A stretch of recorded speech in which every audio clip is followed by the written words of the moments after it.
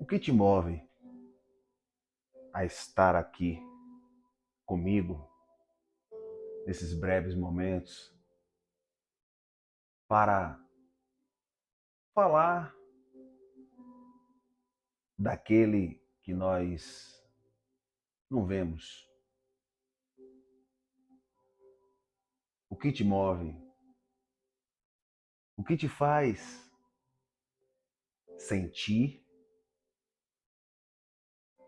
O que te faz acreditar que ele existe, que ele vive, que ele reina para sempre? A fé. O justo vive por fé. E você diz assim: eu tenho fé. Não, eu não tenho fé. Por quê? Porque a fé é um dom dado por Deus. Ele nos deu a fé dom. A fé dom, ela, ela aniquila os pensamentos carnais. Por quê?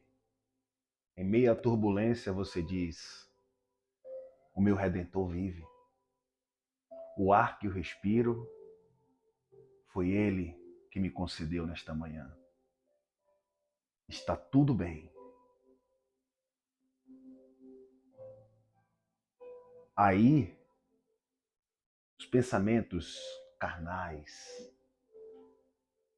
as dúvidas, as incertezas começam a ser confrontadas. Ora, a esperança no que se vê? Não. Esperamos aquilo que não vemos e acreditamos, dentro da fé que Ele nos concede todos os dias, que é o firme fundamento das coisas que se esperam e prova das coisas que não se vê. A fé que eu e você tem é uma fé irracional, é a fé de hoje eu vou almoçar 12 horas. Eu tenho fé que amanhã ou à noite eu vou estar em casa, que não deixa de você estar exercendo a sua fé.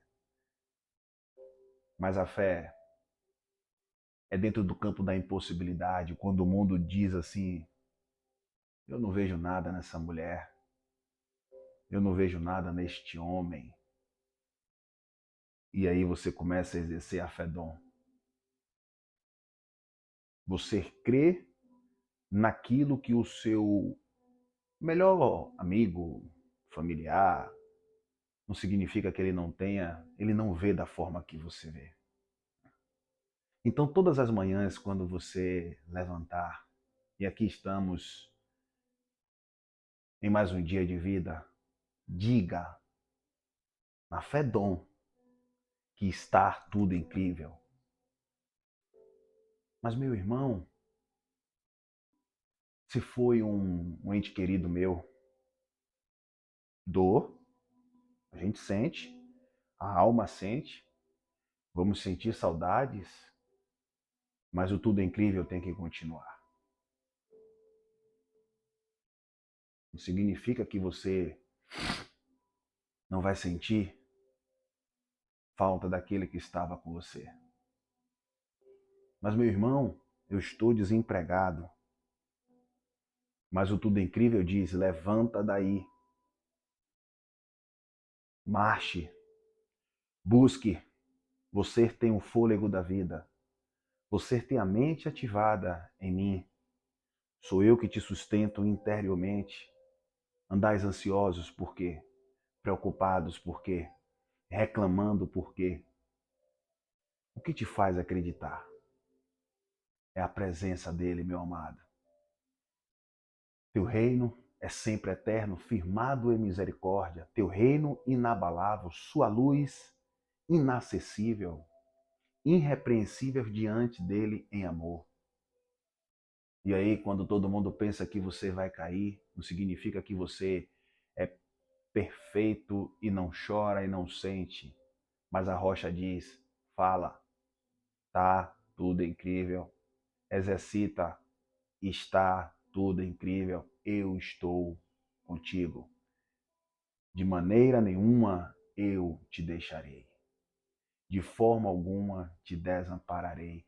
Exercita. Tudo posso naquele que me fortalece. Quem te fortalece? É Ele que te deu a fé dom. Está lá em Efésios 2,8. Pela graça sois salvo por meio da fé. A fé, isto não vem de vós, é um dom de Deus. Bom dia, graça, favor imerecido e paz. Meus amados irmãos, eu louvo a Deus pela vida de todos vocês.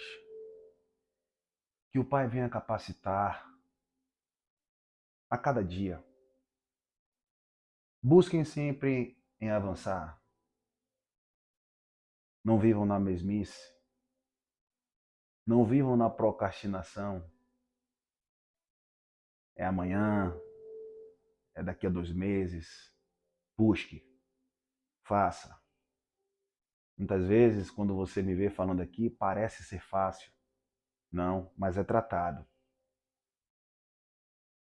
Eu tenho que olhar por amor, eu tenho que olhar para o amor ágape dele, que diz que é benigno, que é longânimo, que é manso, que nos ensina a ter temperança, paz, gozo, a fé. O mundo diz: desista, eu vou de novo. Desista, eu vou de novo. Se ele me deu o fôlego da vida, é para eu ir hoje de novo. Mas Sandro, mas Maria, mas João, vou de novo. Ele está comigo. Ele disse que de maneira nenhuma vai me deixar. Aí, como eu digo sempre, o homem vem e tenta bloquear os teus caminhos. 2 Coríntios 3,17 diz: ora, o Senhor é o Espírito. Entendam isso. E onde está o Espírito do Senhor? Dentro de ti. Aí a liberdade. Mas liberdade não é libertinagem. Porque às vezes quando você pega uma fala dessa, confronta a natureza humana, mas tem que sacrificar. Não há sacrifício maior do que a cruz, meu amado. Calma. Sacrificar você. Eu sacrifico o ódio, o fala mal, o rancor, o excesso na comida, as procrastinações de não buscar fazer uma atividade física porque precisamos cuidar da saúde. E muitos dizem, cuidado para ir, porque isso é vaidade. Não, a vaidade excessiva todos nós, se não deixarmos, vamos praticá-la. Eu tenho que sacrificar o orgulho. Eu tenho que sacrificar em ser exemplo para dar exemplo, não julgar. Já disse inúmeras vezes, quem prega, quem ministra a graça de Deus, quem está do outro lado, acha que nós estamos falando mal, acha que nós somos perfeitos. É só você inalar, parar, analisar que o mestre disse: a ninguém vos chameis de mestre. Ele estava tratando com a consciência dos fariseus, dos escribas, que eram liderança da época. Ele estava tratando com os sumos sacerdotes, com os religiosos acentuados daquele tempo. Então, quando ele diz, ministra a minha palavra, ela dói, meu amado. Ela dói não é que para você falar e deprimir a pessoa. Ela dói para que você entenda que você não precisa terceirizar o problema no seu namorado, no seu marido, na sua esposa, na sua mãe, no seu pai. A responsabilidade é sua. Lá no livro do Gênesis, o que é que ele diz a Caim? Caim vai questionar, ele diz: Caim, o pecado, se fizeres bem, serás aceito, ou seja, colherá o bem. Se fizeres mal, o pecado já está na tua consciência. E sobre o pecado, o erro, você tem que dominar. O homem diz: vem aqui que eu vou orar. Não, você não tem poder nenhum se não lhe vier do alto. Efésios 2, capítulo 2, versículo 18, diz que por ele ambos temos acesso em um mesmo espírito. Efésios 3:20 vai dizer que ele faz abundantemente mais, além daquilo que pedimos ou pensamos, segundo o teu poder que opera no nosso homem interior. A minha pergunta é: eu preciso ver, né? Ver que eu digo exercer o poder de Deus. Se o poder de Deus opera no meu homem interior, e o que é o poder? O poder de Deus é falar do amor. O poder de Deus é se colocar no lugar do outro. O poder de Deus é dizer: vai, igreja, você é a igreja dele. Vai, cuidado.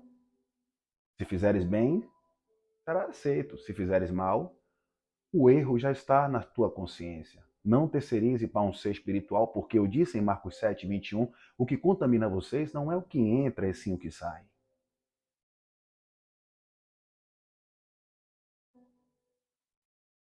É. E o que é que sai? Maus pensamentos. Você tem maus pensamentos pelo seu vizinho, pela sua esposa, pelo seu marido, pelo seu amigo? Verifique, analise. Muitas vezes você vai conversar e resolver. Mas não julgue, não prejulgue. Maus pensamentos. Aí vai dizendo, os homicídios, os adultérios. Jesus confrontava aquela bancada, meu amigo. Quando eu digo a vocês, graça dói, ela exercitada, você vai se capacitando dia a dia interiormente. Jesus confrontava com todos eles e eles não aceitavam. Não aceitaram. Mandou soltar o líder político, Barrabás, e prender quem? Aquele que estava falando do amor. Entenda. Romanos 13. Respeito à lei e às autoridades. Foi o que eu disse no começo, na segunda-feira. E eu vou ler quem é a autoridade aqui, já já. Autoridade maior, que nos ensina nesta manhã. Respeito à lei e às autoridades. Só aqui você já entende que, se esse versículo solto for ministrado, você vai viver submisso ao homem. E você tem que ser submisso ao cabeça, como eu disse ontem, ao cabeça, ao dono da igreja. O corpo de Cristo, quem é? São vocês. Nós somos membros, olha os membros do corpo. Todos trabalham em conjunto. Então, as autoridades são constituídas por Deus. Elas, sacerdote, profeta, apóstolo, todos estes foram constituídos por ele, apontando para o maior, Cristo. Essa lei aqui não é a lei civil aqui. É a lei de Moisés que foi abolida na cruz. Romanos 10:4. O fim da lei é Cristo para a justiça que foi feita na cruz de todo aquele que nele crê. Por isso que eu sempre falo aqui, o que foi que Jesus foi fazer na cruz? Justiça.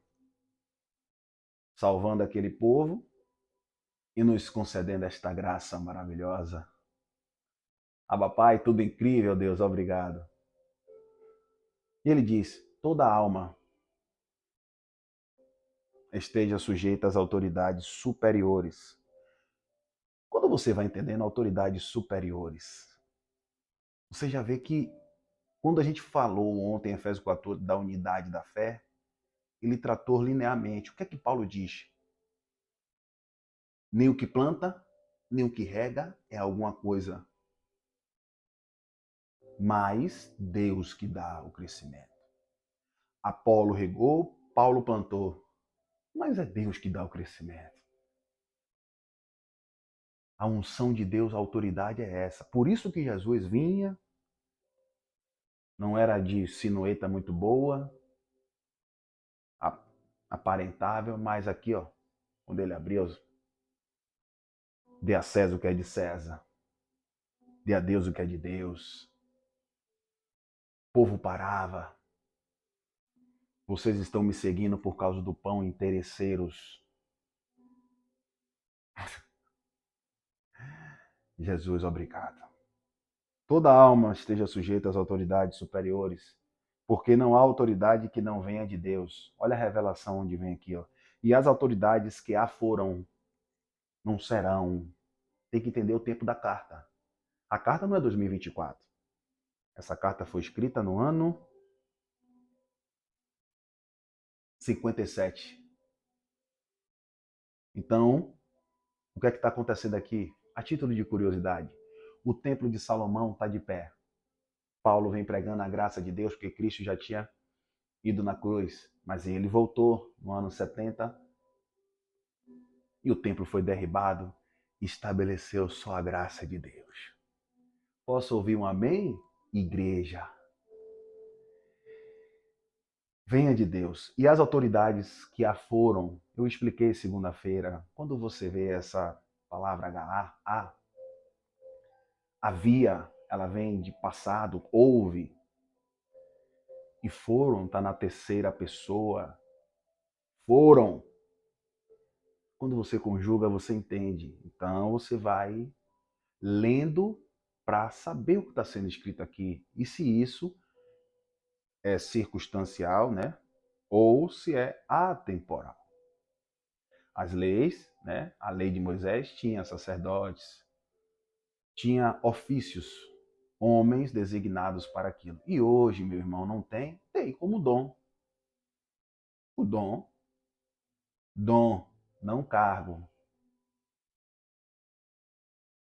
Vamos ao mestre. Só expliquei. Isaías 9:6. Isaías 9:6. Porque o menino nos nasceu, um filho se nos deu, e o principado está sobre os seus ombros. Se o principado é um ser espiritual, que a luta não é contra a carne, contra a sangue, é contra o principado, como é que o suposto espiritual está no ombro dele? Viu aí que principado significa governo? E o governo de Cristo é humano ou espiritual? É espiritual. O ministério que a gente vive é físico ou espiritual? É espiritual.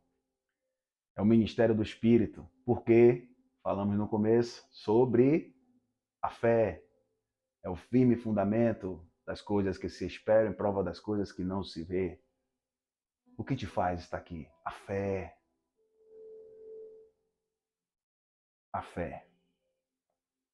Porque o menino nos nasceu, um filho se nos deu, e o principado, o governo, não é físico, é espiritual. Estará sobre os seus ombros, e se chamará o seu nome maravilhoso, Conselheiro, Deus forte, Pai da eternidade e Príncipe da paz. Essa é a verdadeira autoridade que nos usa para falar dele, não falar de mim, que eu sou. Eu sou um ministro da graça de Deus, você é um ministro da graça de Deus. Quando você fala dele. Por isso que ele disse, Doutor Pilatos, meu governo não é humano, meu governo é espiritual. Fique à vontade aí, Pilatos.